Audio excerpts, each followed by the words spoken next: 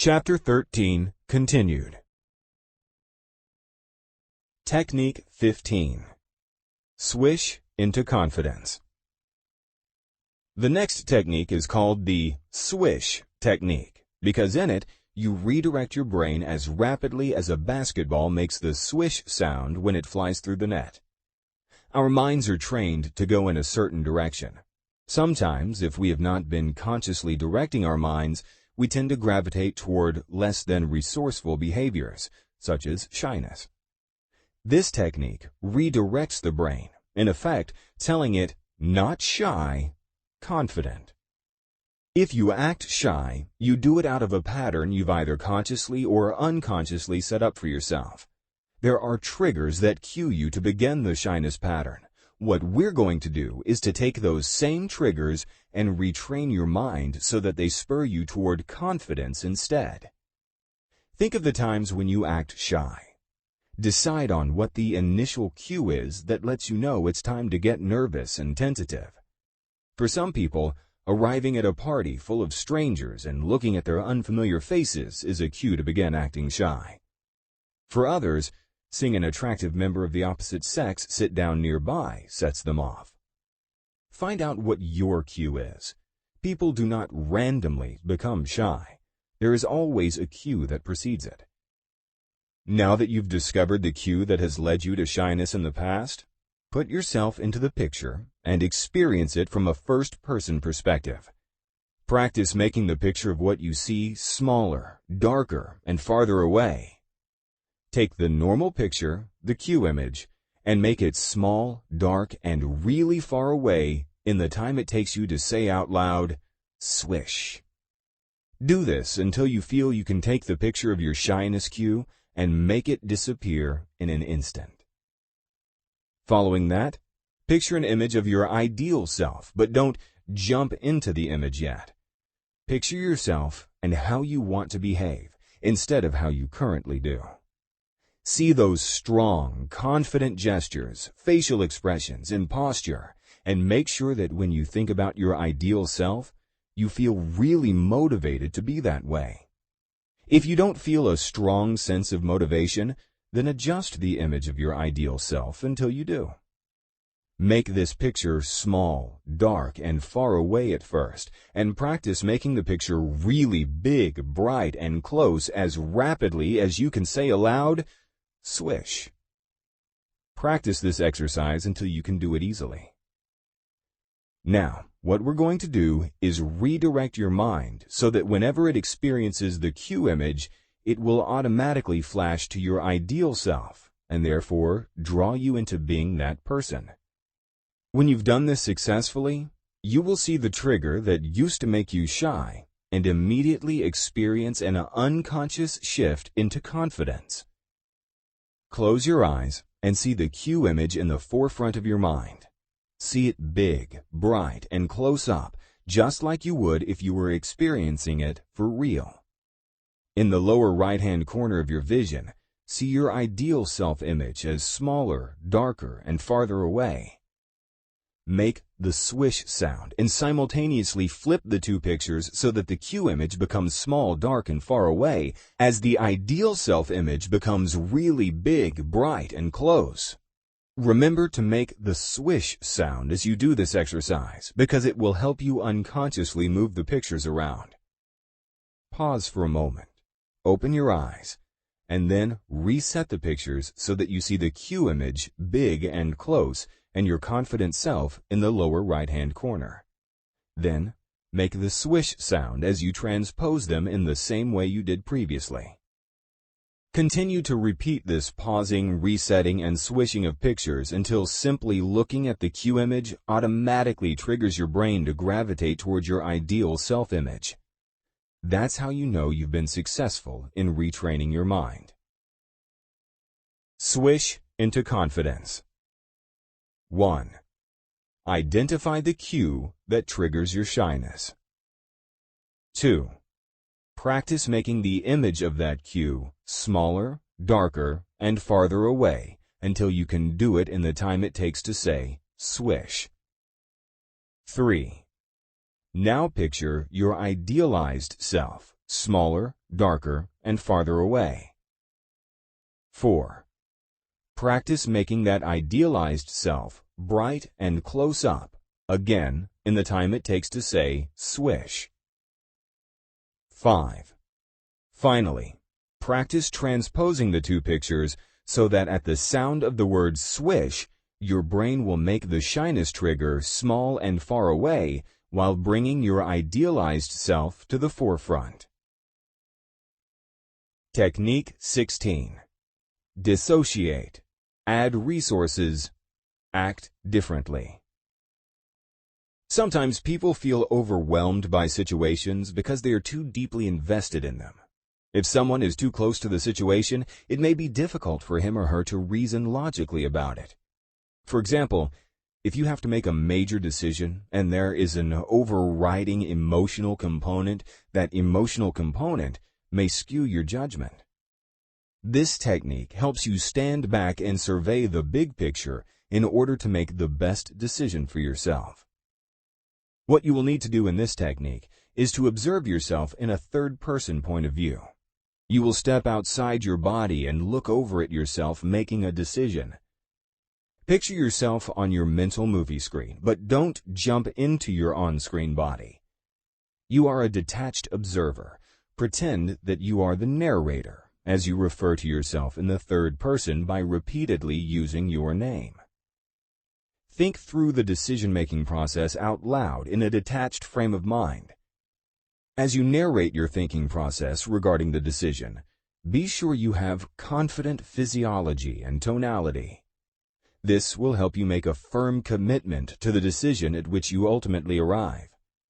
As a result, your decision will be more rational, and emotion will have less influence over your decision, since you have literally given yourself some distance from the situation. Another way to perform this technique is with the confidence resource triangle, described next. The main difference is that the triangle uses physical locations to represent the different states. The confidence resource triangle has 3 legs: a stuck state location, a dissociated observer location, and a resource location. The stuck state is the state where a person will experience indecision and need a resource. The dissociated location is where a person can stand back and objectively look at the situation from a third-person point of view. The resource location represents a resource that will get a person unstuck from his or her indecisive state. Find 3 different spots on the floor and label 1 S for stuck, 1 D for dissociated, and 1 R for resource. First, step into the S location. Close your eyes if it helps you. See, hear, and feel all the elements of a context where you need more confidence. Just when you've gotten a taste of it, step outside the location. Name 3 different things in the room to break your state, and thus get you out of your stuck state. Second, step onto the D location. Look at the same situation you did in the S location, but do it from a third-person perspective. Notice how it's different, and that you can perceive things more objectively. Think of a confidence resource that would help you conquer this stuck state. Third, step into the R location. As you do this physical step, you will mentally step into the resource by completely reliving a past time when you were confident. See what you saw, hear what you heard, and feel what it's like to really crank up your confidence level. Now, with this overwhelming confidence at your disposal, step back into what used to be the stuck state. How easily and naturally do you get unstuck now, with all this confidence oozing from every fiber of your being? If for some reason your stuck state did not change for you as much as you would have liked, do the exercise again. Continue stacking up confident resources and bringing them to the stuck state until things change. Dissociate, add resources, act differently. 1. Envision yourself in a stuck location. 2. Step out of the stuck location and name 3 things in the room to balance yourself. 3. Step into the dissociated location and watch how you resolve this situation in a confident manner.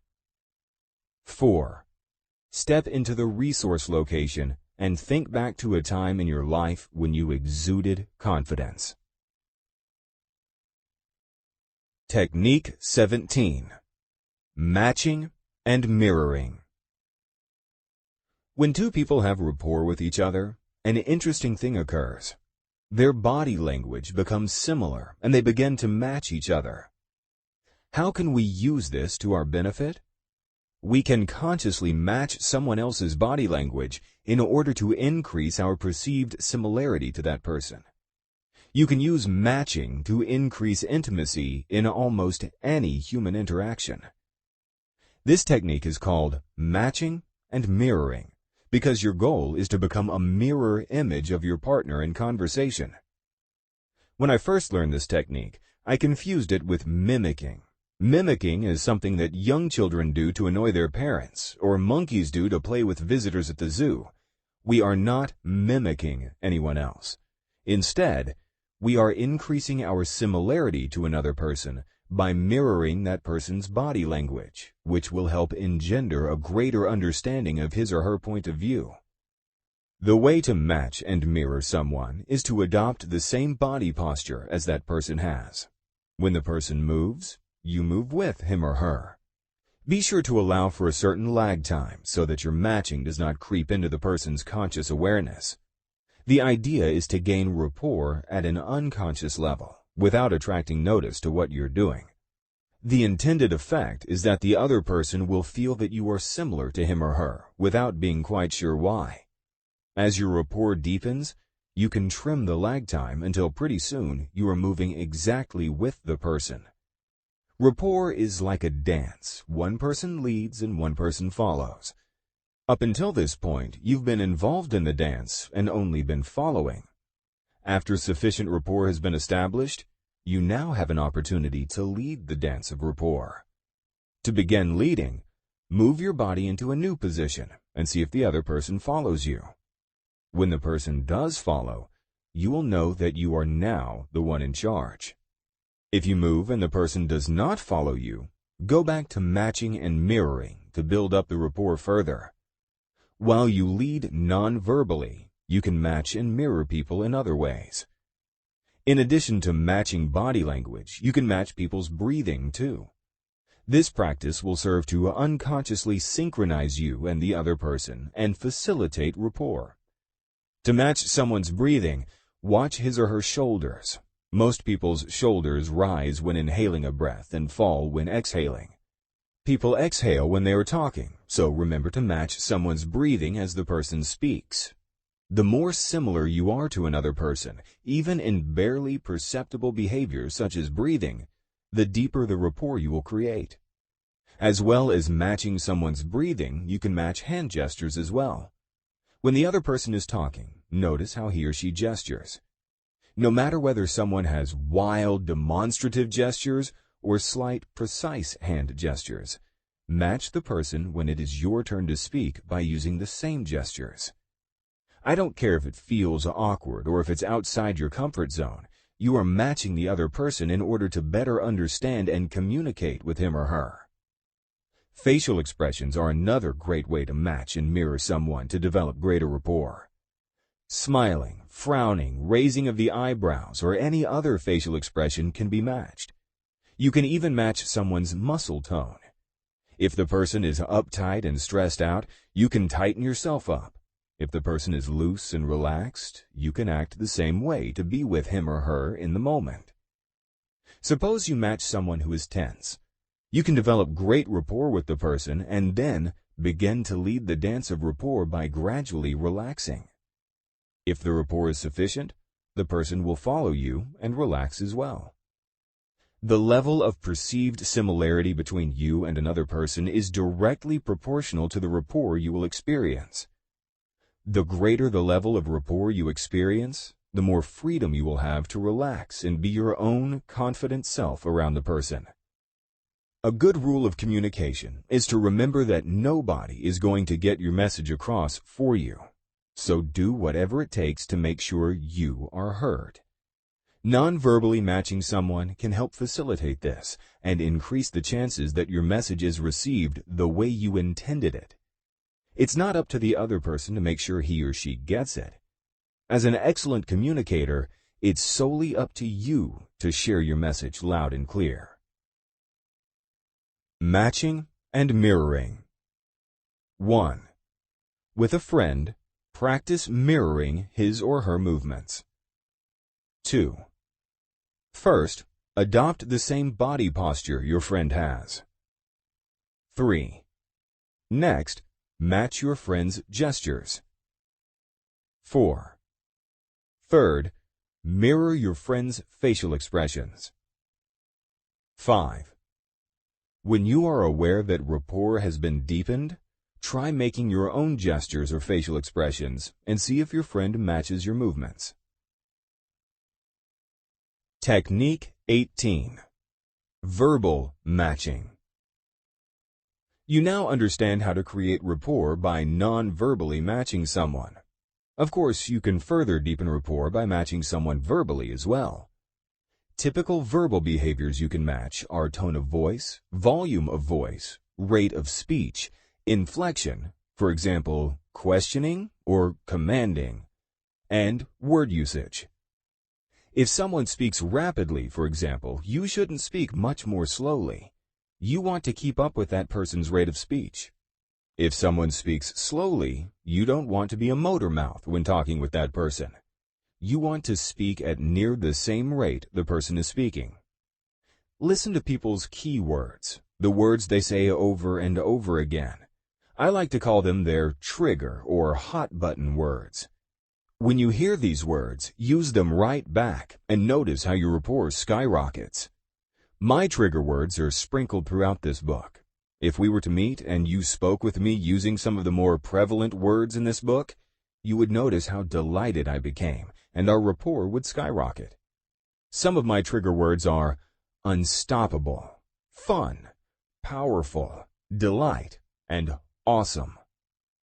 Here's an example of how to match someone's trigger words. The conversation is between an artist and her friend.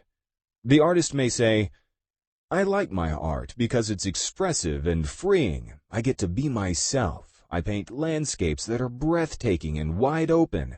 It allows me to express myself in a way that I didn't get to before. Painting is liberating because I can see the beauty of things around me and express them to others." The friend could match the numerous trigger words by saying, "That makes sense. I understand where you're coming from. It seems like it would be liberating to really let loose and express yourself to others. To be able to see the true beauty in things to the point where it takes your breath away is really awesome. I can see why you like painting so much." The result of this communication will be that rapport has deepened because of all the trigger words the painter used when discussing her passion for painting. Elicit someone's passion, listen for trigger words, and then use those words when speaking with the person. You will be amazed at how quickly you develop excellent rapport. Verbal matching. 1. To increase rapport, practice verbally matching a friend. 2. First, match your friend's tone and volume of voice. 3. Next, match the rate of speech. 4. Finally, pick up on your friend's trigger words and use them as you respond to what your friend is saying. Technique 19. Parroting. Parrots are interesting birds because they repeat certain words or sentences when they are said frequently enough. By acting like a parrot, we can increase rapport. When someone is speaking and pauses, repeat the last few words of the sentence right back to the person. The person's words have special significance to him or her, or they wouldn't have been chosen that way. Be like the parrot and repeat the exact words back. You'll discover how easily this causes a greater sense of rapport. Parroting validates that person's point of view and demonstrates that you are listening. People like to have their point of view validated, and they enjoy being listened to, which is why parroting works so well. Fred: How are you doing today? Carolyn: Excellent. I had a flat tire on the way to work, but I made it here all right. Fred: You made it here all right. How has your workday been since that? Carolyn: It's been pretty hectic around the office. I got a team meeting this afternoon at 4. Fred: You've got a team meeting at 4? Uh-huh. Carolyn: Yeah, I'm really looking forward to it. The product should be unveiled here really soon. Fred: Really soon? Carolyn: Next week is our scheduled launch. We've been working really hard to get this project going. Fred: Next week? You must have been working really hard to get this project going. The parroting is delivered as a mere echo of what the person previously said, with the key points echoed back to the person. The speaker, upon hearing his or her own words parroted back, will either say yes or agree non-verbally, perhaps with a nod. When people are in agreement, they are generally in an excellent state of rapport. Avoid active listening, which is when you change around what someone said by putting it into your own words and then spewing it back at the person. By changing the words, you change the meaning and distort the true message that the person wanted to convey. People like to get their message across, and parroting their exact words back confirms that you've received them. Parroting. 1. With a friend, begin a conversation and practice repeating the last phrase your friend said back to him or her. 2. Make sure not to rephrase in your own words. Technique 20. Nodding, leaning forward, and prodding. People who are masterful communicators nod as they are listening to others. In doing so, they invite others to relax and share whatever is on their mind. The next time you are talking with someone, continually nod to open the person up for sharing. To practice this, get a partner and have a conversation. Say as little as possible and nod as often as you can.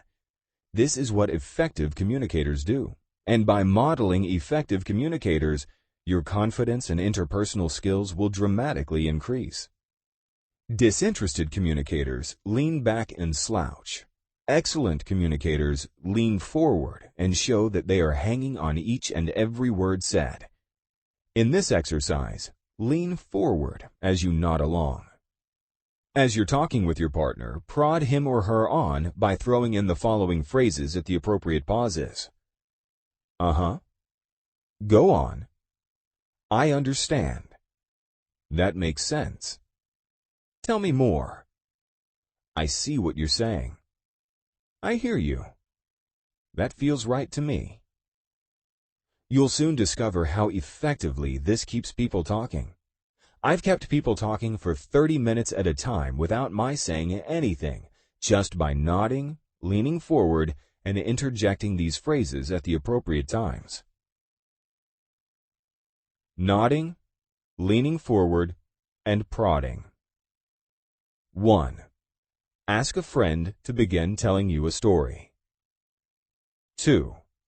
Practice nodding and prodding at appropriate points in the story.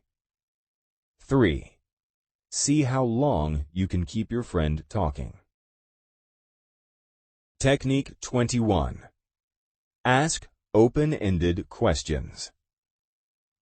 When you realize that you can talk to anyone, anywhere, anytime, you will have more confidence in yourself than ever before. A secret to being a great conversationalist is knowing how to ask questions that show genuine interest in the other person. Quite simply, ask open-ended questions whenever possible. Open-ended questions require more than a simple yes or no response. The person answering has to elaborate and describe what he or she is thinking. Closed questions do not further develop conversations since they are usually followed by short answers. If someone repeatedly responds to you with one-word answers, there's not much to work with in developing the conversation. An example of a closed question and response is, Brad, how are you doing today? Eileen, fine. An example of an open-ended question and response is, Brad, if anything were possible, what would you most like to be doing right now? Eileen, I have a passion for sailing. I would love to be sailing my boat around the world with my friends. I've been sailing before and I loved it. I can't wait to go again. You can see how open-ended and closed questions elicit entirely different responses. As you ask these open-ended questions, be sure to listen intently to what the person is saying. While you are listening to someone, use the other methods taught in this book to develop even greater rapport. You can nod and lean forward, parrot the person's words back to him or her, use nonverbal matching and mirroring, and use trigger words. Doing all of this at once may be cumbersome at first. Therefore, practice each skill individually, and when you've mastered them, begin to combine them for even better rapport with others. Ask open-ended questions. 1. Engage a friend in conversation. 2. Ask open-ended questions and see how long you can keep the conversation going. Chapter 14. Your Confident Future. Whatever we expect with confidence becomes our own self-fulfilling prophecy. Brian Tracy.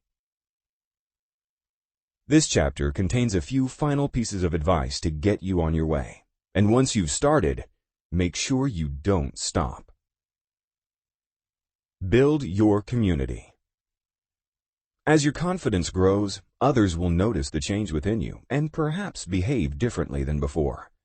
That's normal. They're used to you acting in a particular way, and when you behave differently, they might not have a pattern for interacting with you anymore. They will adapt to your newfound confidence and develop an affinity for it. When I first began breaking out of my shy shell, I was concerned about how others would treat me. Much to my delight, they seemed to enjoy being around me more thoroughly as a direct result of my increased confidence. Family and friends. Enlist the support of your friends and family to help you on your confidence journey. When you are behaving in a confident manner, they can compliment you and reinforce the behavior. Tell them that you would appreciate their support as you do these confidence exercises. Similarly, if they catch you falling into your old shy habits, they can politely point that out to you, which means you can immediately correct that behavior. Some people may have negative reactions to your enhanced confidence and zest for life. They are not your genuine friends. Your genuine friends want the best for you, and anything less means they are not your true friends.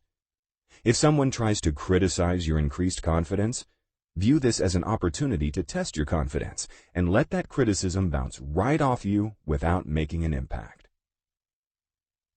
Learning unstoppable confidence with others.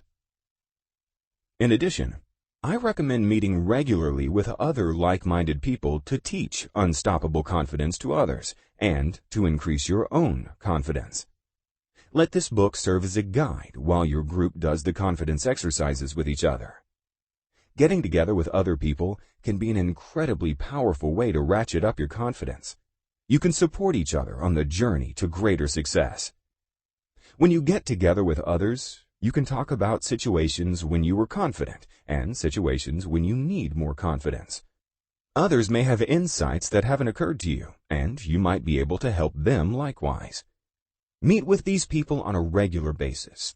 Once a month would be great. Harness the power of synergy, which is the concept that the whole is greater than the sum of the parts. In the case of your confidence group, the entire group's intelligence exceeds that of each individual's intelligence summed up. Take action now. Your power lies in the present. That means you need to cast off procrastination and do it now, whatever it may be. I cannot emphasize this point strongly enough. Dismiss the "it can wait until later" mentality. The sooner you adopt the do-it-now attitude, the sooner you will create better relationships, have more fun in life, and fulfill your dreams. The reason doing things as soon as you possibly can is easier than procrastinating is because of the psychic weight of the things you put off. If you typically procrastinate on something, you might think to yourself, "I should be doing that instead of this." Then you might talk yourself into doing it later. Meanwhile, the leisure activity which you were supposed to be enjoying is now consequently ruined because your mind is preoccupied with what you should be doing. That is why the do-it-now mentality is so powerful. It's really much easier to set up and finish tasks and then, free from your obligations, enjoy yourself in your favorite leisure activity. The great equalizer among us all is that in each and every day, we all have the same 24 hours to invest. Most people don't think of their time as an investment. Once you've spent today's 24 hours, you can never get them back. Ever.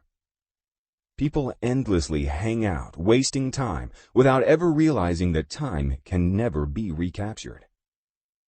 I'm all for leisure and spending quality time with friends and loved ones. My main objection is toward people who are acting without purpose, or rather being inactive without purpose. If people consciously choose how they spend their time, that is fine. To maximize your use of time, survey your life. Find out what wastes your time and eliminate it so you can spend more time doing what you thoroughly enjoy. If something is unbearable to you, hire someone else to do it, or perhaps trade responsibilities with a friend, partner, or spouse. It all comes down to this simple message: do more of what you like and less of what you don't. The following is an exercise to discover how you invest your time. When you finish it, the results might surprise you. Go through your results and eliminate the time wasters. Maximize doing what you love. You will find yourself being more efficient in the following weeks, since you will know what tasks consume large chunks of your time and what tasks can be delegated. 1. For an entire week, write down what you are doing every half hour. 2. At the end of the week, notice what you spend most of your time doing. 3. Ask yourself how easily you can eliminate time-wasting activities. 4. Ask yourself how you can invest more time on the activities that will lead you closer to your goals. 5. Schedule your next week according to what you discover. As you continue to use your time ever more wisely and productively, notice how this increases your confidence.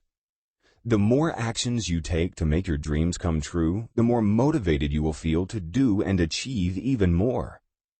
The proper fruit of knowledge is action. Take action and reap the full benefits of your knowledge. Stay on track with your confidence practice calendar. One method to stay on track as you develop your ability to be confident at will is to make a confidence practice calendar.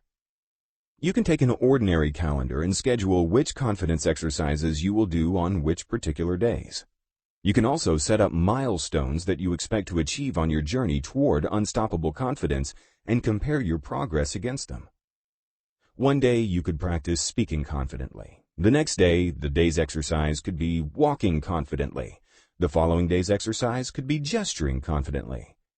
Go through this book, pick out your favorite exercises, and put them down on your calendar.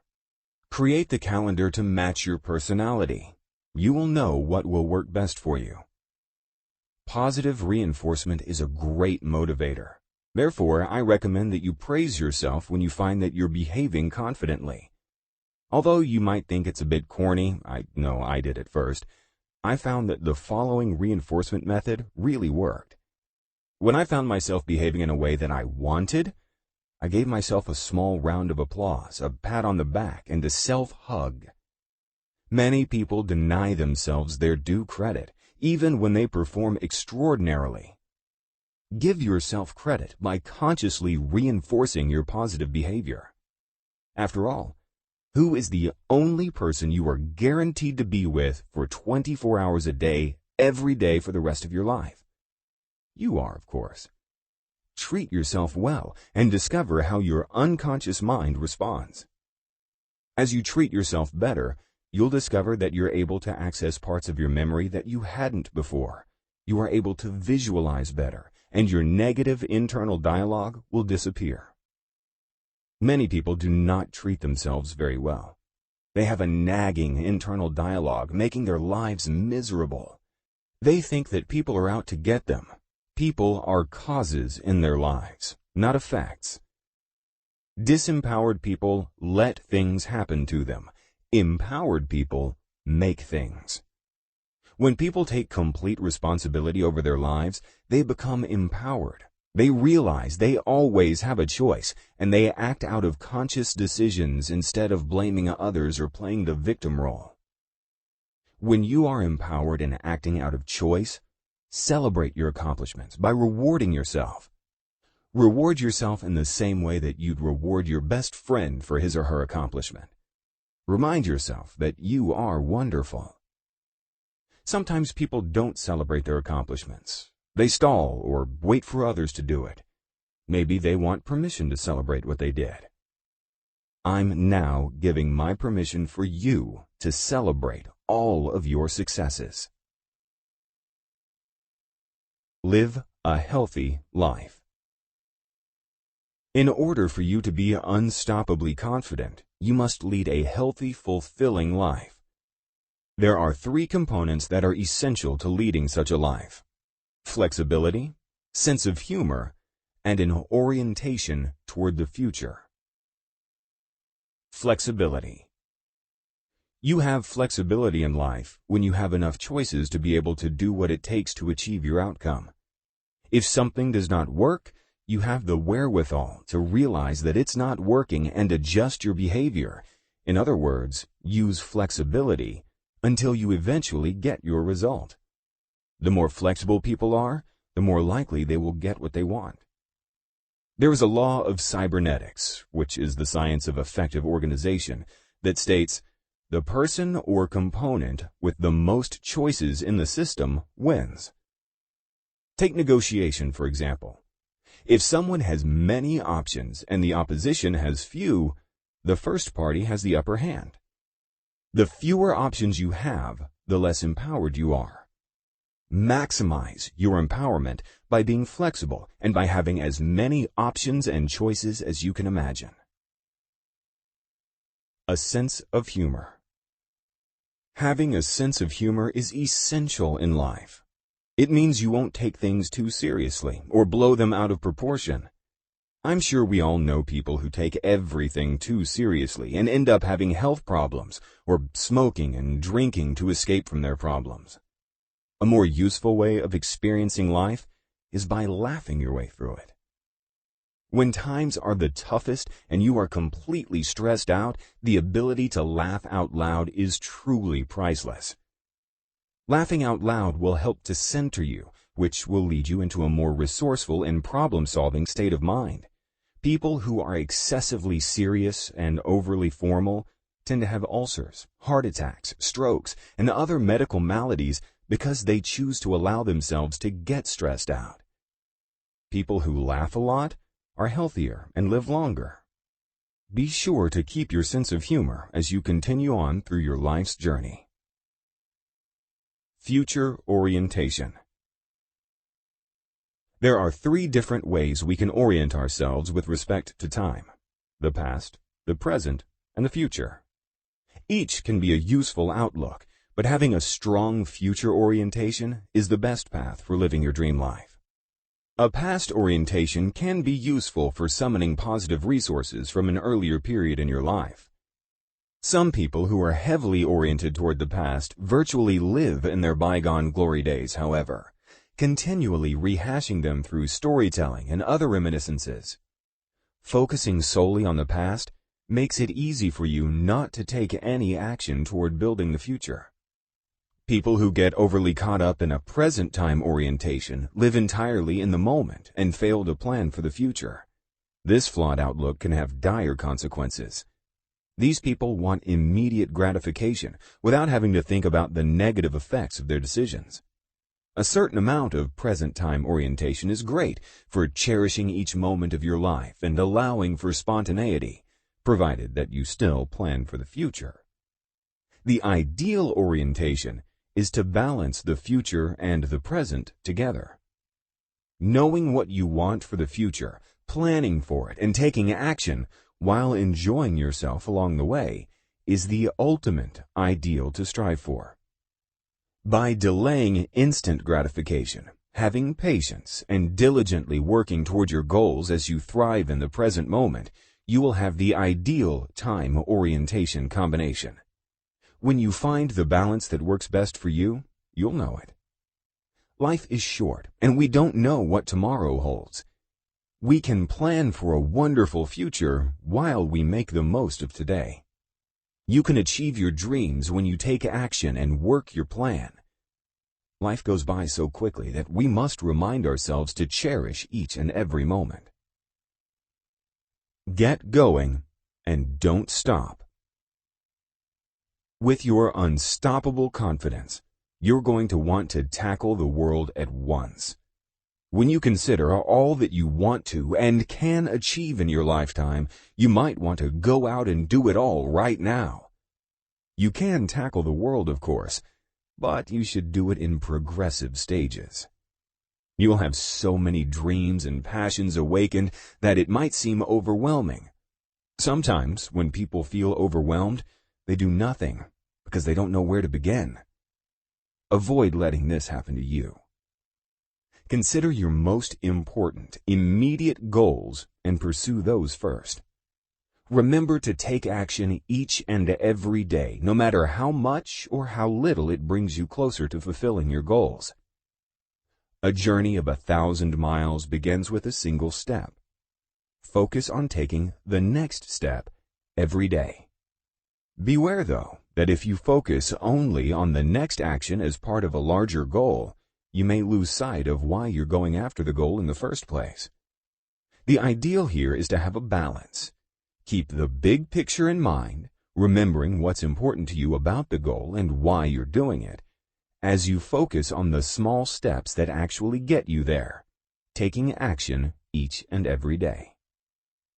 Being unstoppably confident means being proactive. Decide what you want and go after it and get it. Some people say, "Someday it will happen for me," or "I'm waiting for my lucky break." The problem is that these reactive people will be waiting forever. Resourceful people make it happen. Luck is where preparation meets opportunity. Be prepared and relentlessly pursue the opportunities, and you'll surprise yourself at how lucky you become. Go out there and make it happen, because you are unstoppable. Appendix: Qualities to alter your experience and your beliefs. You can work on altering your experiences by focusing on the following qualities. Visual qualities. Color. Is the image in color or black and white? Size. How big or small is the image? Detail. How detailed is the image? Focus. How clear is the image? Contrast. Do the elements of the image contrast? Brightness. How bright or dull is the image? Border. Is there a border around the image? Distance. How near or far away is the image to you? Shape. What shape is the image? Location. Where is the image located? Perspective. From what vantage point do you view the image? Dimension. Is the image flat or three-dimensional? Movement. Is the image fixed or is a movie playing? Auditory qualities. Location. Where is the sound coming from? Tonality. What is the tonality like? Depth. Does the sound surround you? Volume. How loud or quiet is the sound? Melody. Is the sound melodic or monotonous? Duration. Is the sound continuous or intermittent? Sensory qualities. Intensity. How intense is the feeling? Location. Where do you feel the feeling? Speed. How fast does the feeling occur? Duration. Is the feeling continuous or intermittent? Quality. How would you describe the feeling? This is A.T. Chandler for McGraw-Hill Professional. Thank you for listening. This audiobook is copyrighted in 2015 in the name of Kent Saher and is based upon the book Unstoppable Confidence by Kent Saher, copyrighted in 2008 by Kent Saher. To purchase other McGraw-Hill Professional audiobooks, please visit Amazon.com. To purchase other McGraw-Hill Professional products, please visit our website at www.mhprofessional.com.